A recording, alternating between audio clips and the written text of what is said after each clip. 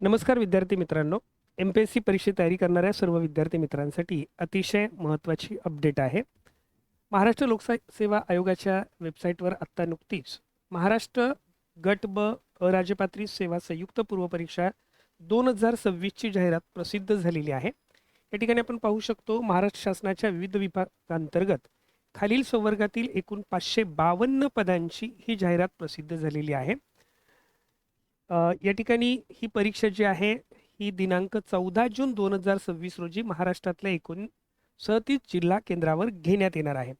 यामध्ये पदांचा तपशील आपण या ठिकाणी पाहू शकतो. यामध्ये तुमच्या लक्षात येईल की सहाय्यक कक्ष अधिकारी म्हणजेच ASO साठी एकूण 6 पदं आहेत. आरक्षणासहित या ठिकाणी आपल्याला तक्ता दिलेला आहे. राज्यकर निरीक्षक म्हणजेच GST डिपार्टमेंटमधलं हे जे महत्त्वाचं गट ब अराजपत्रित पद आहे याची 236 पदं रिक्त आहेत. त्यानंतर पोलीस उपनिरीक्षक PSI पदासाठी 310 पदं रिक्त आहेत. सर्व आरक्षण निहाय अशी माहिती आपल्याला या ठिकाणी दिसून येते.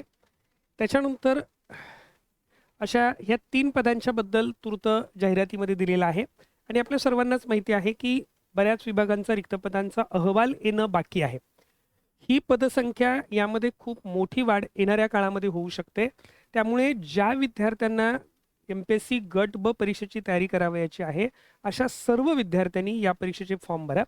कारण याच्या अगोदरच्या एका व्हिडिओ लेक्चरमध्ये आपण पाहिलेलं आहे की येणाऱ्या काळामध्ये वेगवेगळ्या विभागांची अशी जी गट ब ची रिक्त पदं आहेत ही सुद्धा MPSC मार्फत भरली जाणार आहेत. त्यामुळे या पदांची जी संख्या आहे याची सुद्धा वाढ होऊ शकते आणि त्यामुळे ही जाहिरात मोठी असू शकते. या परीक्षेसाठी अर्ज तुम्हाला सादर करावयाचे आहेत. हे अर्ज उद्यापासून म्हणजेच 10 एप्रिल 2026 पासून म्हणजे दुपारी 2 वाजल्यापासून तुम्ही हे अर्ज सादर करू शकता. ते दिनांक 30 एप्रिल 2026 पर्यंत रात्री 12 वाजेपर्यंत 11:59 पर्यंत हे अर्ज तुम्ही सादर करू शकता. ऑनलाईन पद्धतीने विहित परीक्षा शुल्क भरण्याचा अंतिम दिनांक देखील 30 एप्रिल 2026 आहे. जर तुम्ही भारतीय स्टेट बँकेमध्ये चलनाद्वारे परीक्षा शुल्क भरत असाल तर चलनाची प्रत 2 मे पर्यंत घेऊ शकता आणि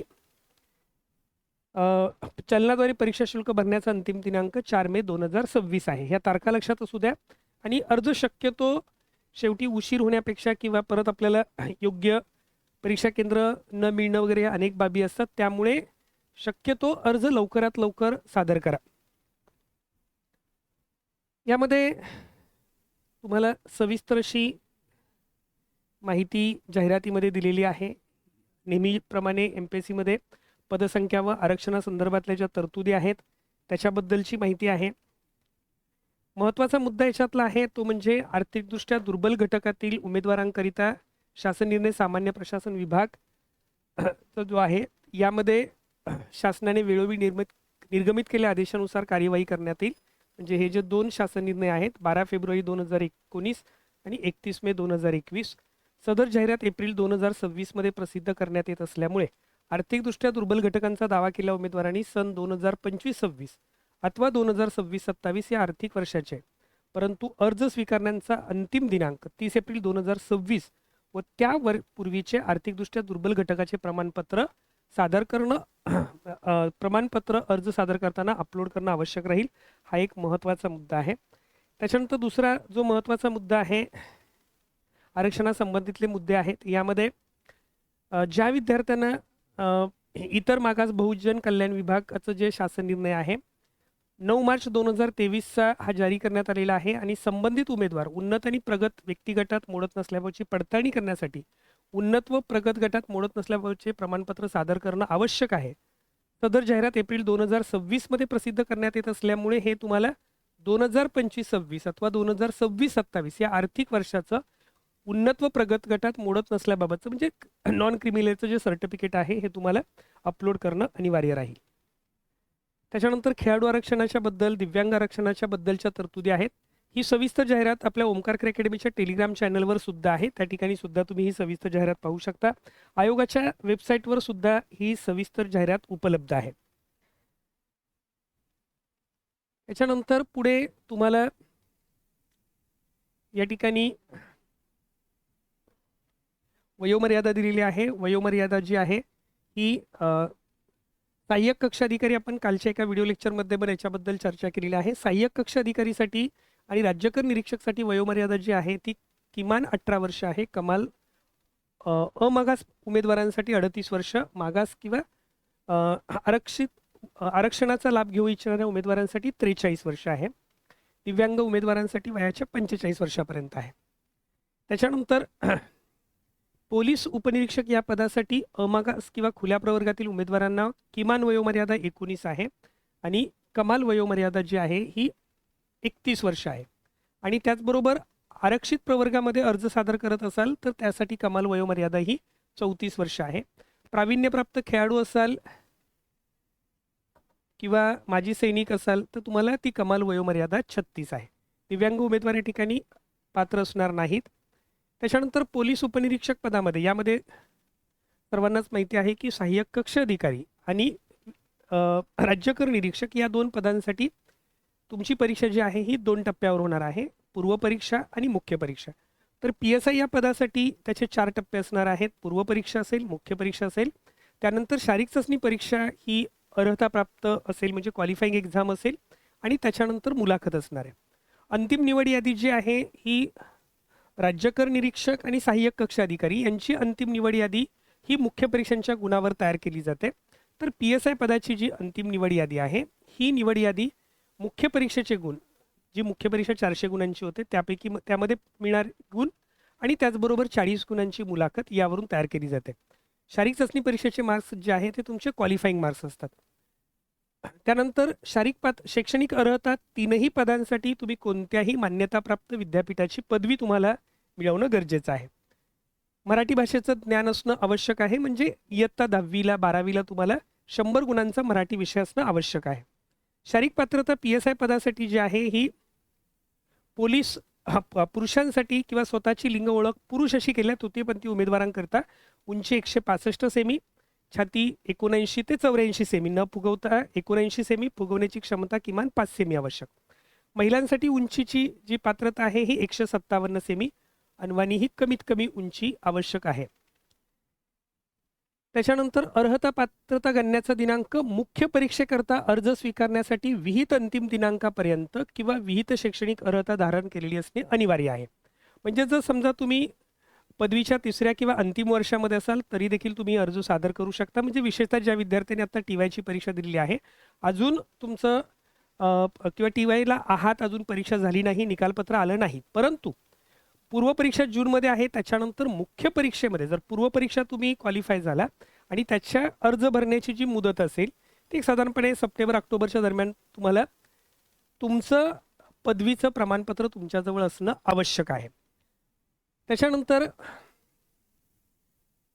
निवड प्रक्रिया जी आहे याच्याबद्दल आपण चर्चा केलेली आहे. त्यानंतर परीक्षेचे टप्पे जे आहेत यामध्ये पहिल्यांदा तुमची पूर्वपरीक्षा होणार आहे 3ही पदांसाठी. ही जी पूर्वपरीक्षा आहे ही 100 गुणांसाठी असेल. यामध्ये तुम्हाला जे विषय आहेत इतिहास, भूगोल, अर्थशास्त्र, राज्यशास्त्र म्हणजेच राज्यघटना, भारतीय राज्यघटना, विज्ञान, चालू घडामोडी आणि गणित बुद्धिमत्ता हे विषय असणार आहेत. 100 गुणांची परीक्षा असते. 1 तास तुमच्यासाठी परीक्षेचा कालावधी असतो. मुख्य परीक्षा जी आहे ही एकूण 400 गुणांची असते. मुख्य परीक्षेमध्ये तुम्हाला पहिला पेपर जो आहे हा भाषा विषयाचा असतो, इंग्रजी व मराठी भाषेचा. प्रत्येकी 50 प्रश्न असतात. प्रत्येक प्रश्नाला 2 गुण, असे 100 गुणिले 2 200 गुणांचा इंग्रजी मराठी भाषेचा पेपर असतो आणि 200 गुणांचा सामान्य ज्ञान गणित बुद्धिमत्ता विषयाचा पेपर असतो. अशी 400 गुणांची जी मुख्य परीक्षा आहे ही दोन्ही पदांसाठी होते. फक्त मगाशी आपण चर्चा केल्याप्रमाणे पोलीस उपनिरीक्षक संवर्गातील पदभरती जी आहे यासाठी शारीरिक चाचणी 100 गुणांची असेल आणि यामध्ये तुम्हाला किमान 60 गुण पाडणं आवश्यक आहे जर तुम्हाला मुलाखतीसाठी पात्र व्हायचं असेल तर. आणि मग त्याच्यानंतर ज्या विद्यार्थ्यांना 60 गुण पडतील त्यांची मुलाखत होईल आणि मुलाखत जी आहे ही 40 गुणांची मुलाखत असेल आणि त्यामुळे मुख्य परीक्षेतले 400 गुण आणि मुलाखतीचे 40 गुण असे 440 गुण विचारात घेऊन तुमची अंतिम निवड यादी तयार करण्यात येईल. त्यानंतर या ठिकाणी आपण मुख्य परीक्षेस प्रवेश अशाबद्दलची माहिती दिलेली आहे. तर त्यामध्ये मुख्य परीक्षेसाठी आयोगाकडून निश्चित केलेल्या गुणांच्या सीमारेषा म्हणजेच पूर्व परीक्षेचा जो कट ऑफ पेक्षा तुम्हाला जास्त मार्क्स असतील तर तुम्ही मुख्य परीक्षेस पात्र व्हाल आणि मग त्याच्यानंतर तुमची मुख्य परीक्षा पार पडेल. त्याच्यानंतर पूर्वपरीक्षेसाठी अर्ज सादर कसे करावयाचे त्याचे टप्पे दिलेले आहेत, सविस्तर अशी माहिती दिलेली आहे. त्याच्यानंतर सगळ्यात महत्त्वाचं प्रत्येकाने हा स्क्रीनशॉट मात्र काढून ठेवा. हा अतिशय महत्त्वाचा मुद्दा आहे की तुम्हाला यासाठी अर्ज सादर करताना कोणती विहित कागदपत्र किंवा प्रमाणपत्र अपलोड करणं गरजेचं आहे. यामध्ये सामाजिकदृष्ट्या मागासवर्गीय असल्याचा पुरावा, जर समजा तुम्ही आरक्षित पदावर दावा करत असाल तर सामाजिकदृष्ट्या मागास यामध्ये तुम्हाला पहिलं विविध सामाजिक व समांतर आरक्षणाचा दावा करणाऱ्या उमेदवारांना पात्रता आजमावल्यानंतर उमेदवार जाहिरातीनुसार पात्र ठरत असल्यास अर्ज सादर करताना खालील कागदपत्र असणं आवश्यक आहे. तुमची शैक्षणिक कागदपत्र तर आहेत, पण ही जी कागदपत्र आहे ती कुणाला सामाजिक व समांतर आरक्षणाचा दावा करणाऱ्या उमेदवारांसाठी असणं आवश्यक आहे. तुमची शैक्षणिक कागदपत्र म्हणजे 10वी 12वी पदवी यांची ज्या गुणपत्रिका आणि प्रमाणपत्र ही तुमच्याजवळ असणं आवश्यक आहे. त्याचबरोबर तुम्ही ज्या आरक्षणासाठी अर्ज करत आहात ते जातीचं प्रमाणपत्र तुमच्याजवळ असणं गरजेचं आहे. सोबत सामाजिकदृष्ट्या मागासवर्गीय असल्याबाबतचा पुरावा, आर्थिकदृष्ट्या दुर्बल घटकातील असल्याबाबतचा पुरावा हा 2025-26 किंवा 2026-27 2025-26 किंवा 2026-27. कारण काय होतं की आता साहजिकच एप्रिल महिन्यातली जाहिरात आहे, काही जणांनी ही जाहिरात येईल पण अगोदरच हे प्रमाणपत्र काढून ठेवलं असेल तर ते देखील चालणार आहे. 2025-26 आत्ता तुम्ही काढत असाल तर 2026-27 तुम्हाला मिळणार आहे. तर ह्या दोनपैकी कोणत्याही एका वर्षाचं जे तुमचं आर्थिकदृष्ट्या दुर्बल असणार म्हणजे EWSच्या आरक्षणासाठी जे सर्टिफिकेट आहे हे तुम्हाला मिळवायचं आहे. त्याचबरोबर नॉन क्रिमिनल प्रमाणपत्र आहे त्याच्यासाठी देखील हीच अट आहे. नॉन क्रिमिनल प्रमाणपत्र सुद्धा तुम्हाला 2025 किंवा 2026-27 मिळवायचं आहे. त्याचबरोबर जर तुम्ही दिव्यांग आरक्षणासाठी अर्ज करू इच्छितात असाल तर पात्र दिव्यांग व्यक्ती असल्याचा पुरावा असला पाहिजे. त्याच्या साईज दिलेल्या सर्वांच्या किमान साईज जी आहे ही 500 KB असली पाहिजे, किमान 50 KB असली पाहिजे, कमाल 500 KB असली पाहिजे. खेळाडू आरक्षणासाठी पात्र असल्याचा पुरावा पूर्वपरीक्षेकरता क्रीडा प्रमाणपत्र पडताळणी अहवाल अथवा क्रीडा प्रमाणपत्र पडताळणीसाठी सादर केलेली पोच पावती असली पाहिजे. मुख्य परीक्षेकरता मात्र क्रीडा प्रमाणपत्र पडताळणी अहवाल तुमचं व्हेरिफिकेशन झालं असेल त्याचा अहवाल तुम्हाला सादर करावाच लागेल. अनाथ आरक्षणासाठी पात्र असल्याचा पुरावा लागेल. अराखीव महिला, खेळाडू, दिव्यांग, माजी सैनिक, अनाथ आरक्षणाचा दावा असल्यास अधिवास प्रमाणपत्र ही कागदपत्र तुमच्याजवळ असणं आवश्यक आहेत आणि त्याची किमान फाईल साईज ही 50 KB, कमाल फाईल साईज ही 500 KB झाली पाहिजे आणि ते तुम्हाला अपलोड करावयाचे आहेत.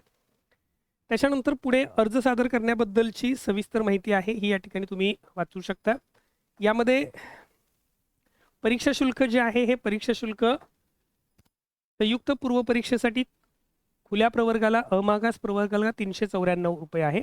मागासवर्गीय आर्थिकदृष्ट्या दुर्बल घटकांना, अनाथ उमेदवारांना, दिव्यांग उमेदवारांना 294 रुपये आहे.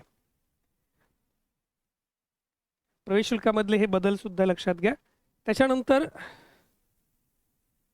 पुढे सेवा प्रवेशोत्तर शर्तीबद्दलची माहिती दिलेली आहे. त्याच्यानंतर प्रवेश प्रमाणपत्राबद्दलची माहिती दिलेली आहे. अशा पद्धतीने ही अतिशय सविस्तर अशी जाहिरात आयोगाच्या संकेतस्थळावर प्रसिद्ध झालेली आहे. जे विद्यार्थी MPSC गट ब परीक्षेची तयारी करत आहेत त्या विद्यार्थ्यांसाठी ओमकार अकॅडमीच्या वतीने या परीक्षेसाठी मार्गदर्शन वर्ग येणाऱ्या सोमवारपासून सुरू होत आहेत. त्याचबरोबर याच्या ऑनलाईन बॅचेस देखील ओमकार अकॅडमीच्या सुरू होत आहेत. याचाही तुम्ही नक्की लाभ घ्यावा. त्याचबरोबर जे विद्यार्थी गेली काही वर्ष अभ्यास करत आहेत अशा विद्यार्थ्यांसाठी ऑनलाईन आणि ऑफलाईन टेस्ट सिरीज देखील ओमकार अकॅडमीच्या वतीने पुढील आठवड्यामध्ये सुरू होत आहेत. तर अतिशय चांगली सुवर्ण संधी आहे. त्यामुळे जे विद्यार्थी MPSC परीक्षेची तयारी करत आहेत अशा सर्व विद्यार्थ्यांनी अतिशय आत्मविश्वासाने अभ्यासाला सुरुवात करा. ह्या अभ्यासाच्या प्रक्रियेमध्ये कोणत्याही टप्प्यावर तुम्हाला काही मार्गदर्शनाची गरज लागली तर ओमकार अकॅडमीच्या 9870480875 या क्रमांकावर अवश्य फोन करा. प्लेस्टोरवर जाऊन ओमकार अकॅडमीचं ॲप्लिकेशन डाउनलोड करा. त्यामध्ये तुम्हाला या परीक्षेसंदर्भात असणारे जे वेगवेगळे कोर्सेस आहेत त्याची देखील माहिती मिळेल आणि त्याचबरोबर टेस्ट सिरीजबद्दल सुद्धा माहिती मिळेल. ओमकार अकॅडमीच्या दादर शाखेमध्ये आणि त्याचबरोबर खराडी शाखेमध्ये तुम्ही या संदर्भात अधिक माहितीसाठी प्रत्यक्ष भेट देखील देऊ शकता. MPSC परीक्षेची तयारी करणाऱ्या सर्व आमच्या विद्यार्थी मित्रांना परीक्षेसाठी खूप खूप शुभेच्छा. धन्यवाद.